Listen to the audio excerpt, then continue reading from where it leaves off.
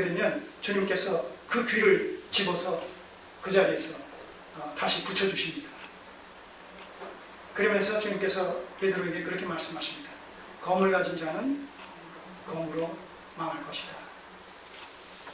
내가 마음만 먹으면 12군단이나 되는 천사들을 불러서 이들을 넉넉히 대적할 수가 있겠으나, 그렇게 되면 메시아가 그의 백성들의 죄를 대신해서 죽어야 된다라는 성경이 어떻게 응하겠느냐, 이렇게 말씀하시죠.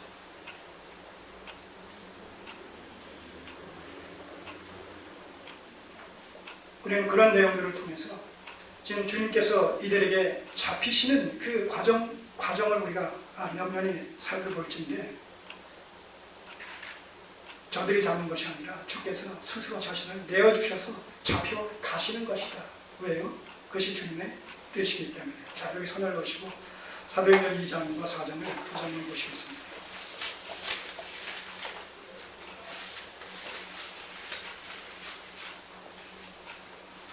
(2장 23절) 사도행전 2장 23절. 베드로의 설교를 통해서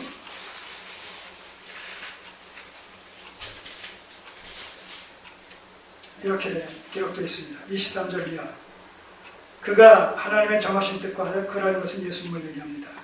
예수께서 하나님의 정하신 뜻과 미리 아신 대로 내어준 바 되었거늘 저희가 법 없는 자들의 손을 빌어 못 박아 죽였습니다. 자, 여기 그가 예수께서 하나님의 정하신 뜻과 미리 아신 대로 내어준 바 되었거늘, 가룟 유다와 그와 함께했던 이 군절들에게, 체포조에게 내어주신 바 되어졌다는 거예요. 주께서 날 잡아가도록 자신을 내어주셨다. 그리고 그것이 뭐예요? 하나님의 정하신 뜻이었다는 것이죠. 자, 그런가 하면 4장 같은 맥락에서 4장 27절 28절 또 체포되어지고 신문받고 재판받는 이 과정이 소개되고 있습니다. 27절. 과연 헤롯과 본디오 빌라도는 이방인과 이스라엘 백성과 합동하여 하나님의 기름 부으신 거룩한 종 예수를 거스려 하나님의 권능과 뜻대로 이루려고 예정하신 그것을 행하려고 이 성에 모였나이다. 유대 종교 지도자들의 신문, 대제사장 가야바의 신문, 그의 장인 안나스의 신문, 그리고 그것을 빌라도에게 이첩시켜서 빌라도가 이제 최종적으로 재판을 해서 사형을 언도하는 그 모든 과정이 바로 하나님의 기뻐하시는 뜻 가운데서, 예정 가운데서 되어지는 일이라. 세상 역사의 주관자가 하나님이시라는 거예요. 트럼프가 세상을 좌지우지하는 것이 아니에요. 김정은이 좌지우지하는 것이 아니에요. 시진핑이 좌지우지하는 것이 아니에요. 그들은 하나님께서 세상 역사를 기뻐하시는 뜻 가운데로 이끌어 나가시는 과정 속에 필요한 하나의 도구들일 뿐이에요.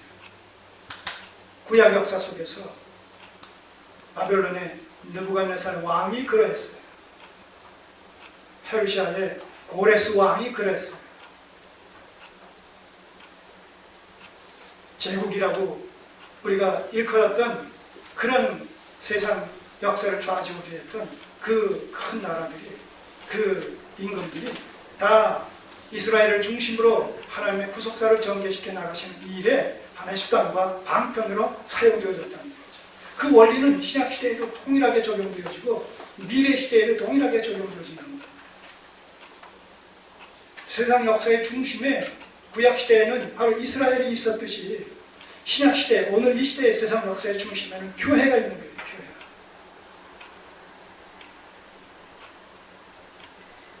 교회를 통해서 하나님께서는 세상 역사를 기뻐하시는 뜻 가운데 주관하시고 다스리신다는 것이죠. 자, 이렇게 해서 이제 마침내 자신을 저들에게 내어주시면서 하시는 말씀이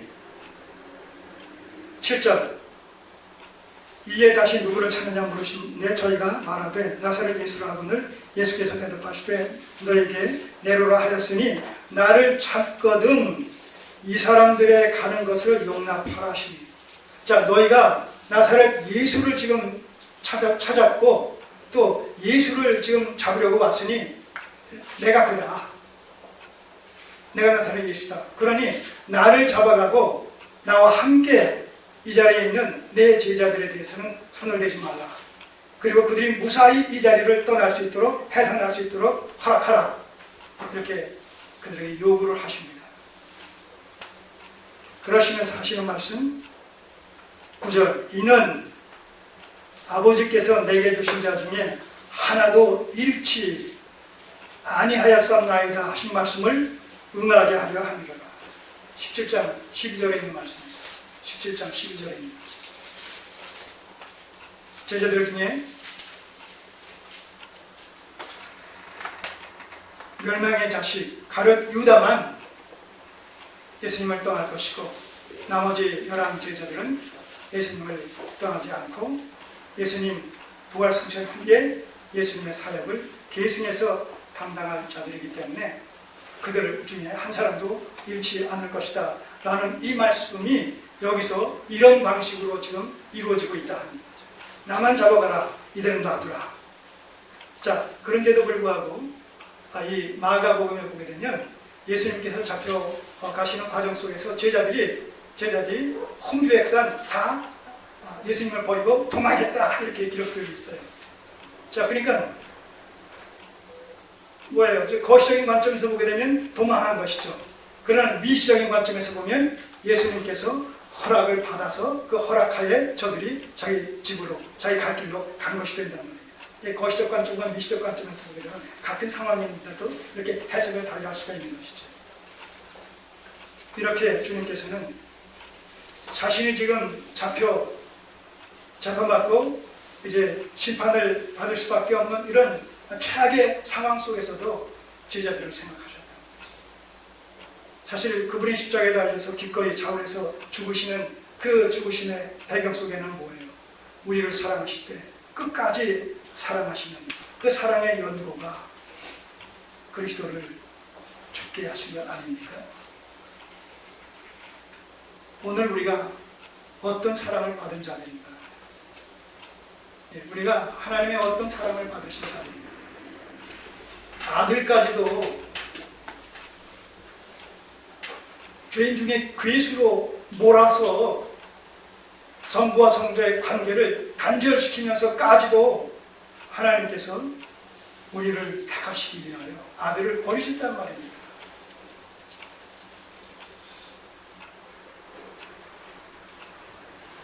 우리를 사랑하셔서 우리를 구원하시기 위해서 성부와 성자 간의 이 관계까지도 포기하시면서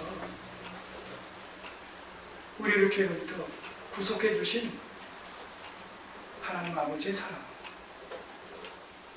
그리고 동시에 성자의 사랑, 이것을 우리가 잊을 수가 없는 겁니다.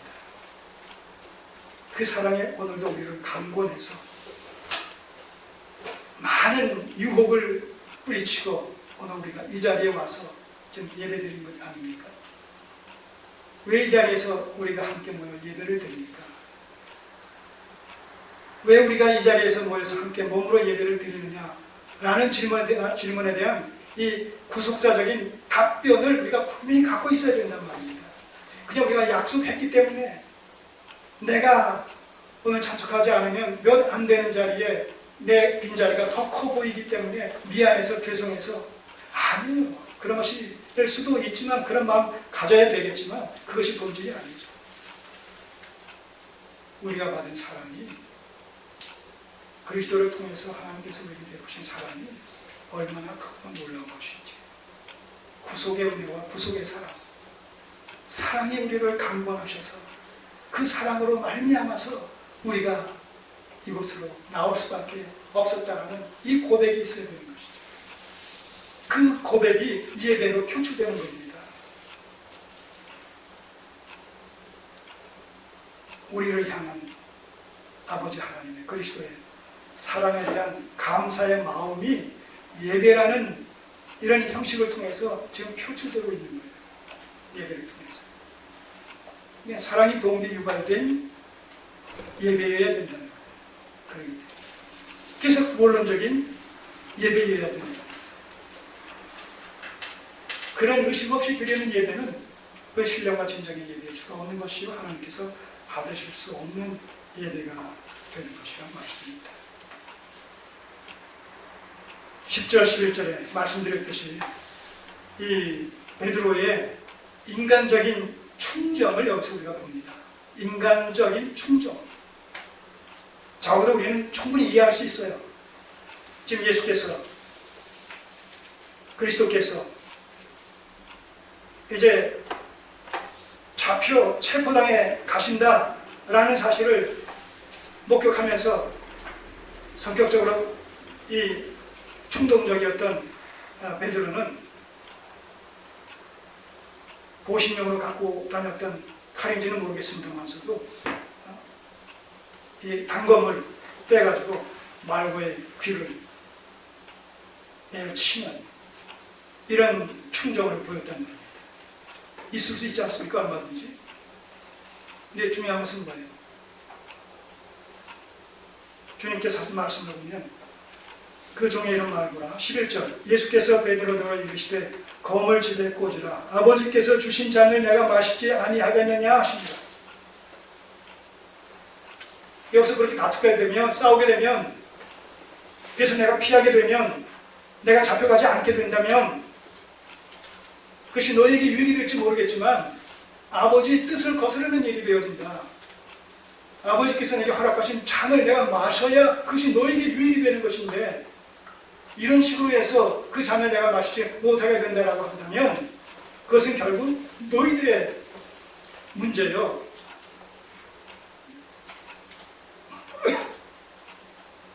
너희들이 구원에 이르는 길이 막혀버린다. 주께서 이렇게 말씀하십니다. 나는 이 잔을 마셔야만 된다. 이 잔을 마시기 위해서 왔다. 그렇게 검을 가지고 무력을 행사하려고 하면 스스로 멸망할 수밖에 없다. 하나님의 나라는 무력으로 말미암아 세워지는 나라가 아니다. 그 얘기하십니다. 기꺼이 자신을 저들에게 내어주시는 것이죠. 그 내용이 12절에서 14절까지 내용에서 나옵니다. 12절 이에 군대와 천부장과 유대인의 하속들이 체포조들이 예수를 잡아 결박하여 먼저 안나스에게로 끌고 가니 그 안나스는 그 해의 대제사장인 가야바의 장이니라. 당시 유대 종교 지도자들 중에서 막강한 실권을 갖고 있는 자가 이런 안나스. 그 안나스는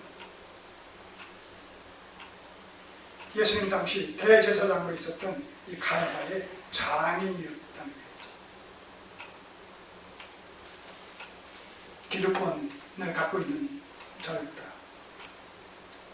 이들에게 먼저 주께서 잡혀 인도함을 받았고 그리고 이후에 가야바에게도 또 이첩이 되어지고 이제 날이 밝자 사내들인 공회가 열려서 거기서 정식으로 이제 신문을 받는 것이죠.